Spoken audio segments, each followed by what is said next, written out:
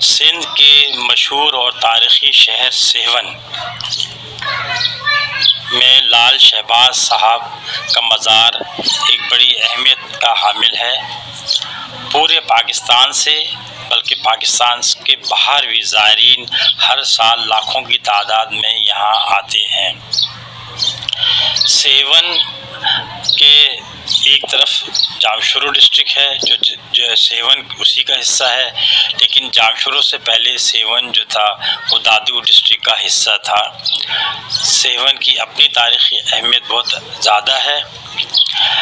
حضرت لال شہباز کے لیے کہا جاتا ہے کہ یہ 1177 میں پیدا ہوئے۔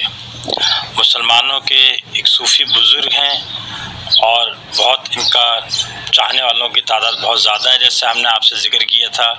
مشہور ہے کہ یہ ایران سے آئے تھے اور سیون کو انہوں نے اپنا مرکز بنایا تھا، کیونکہ اس زمانے میں اس علاقے میں دین کی تبلیغ کرنے کا زیادہ مواقع موجود تھے۔ 1274 میں ان کی وفات ہوئی۔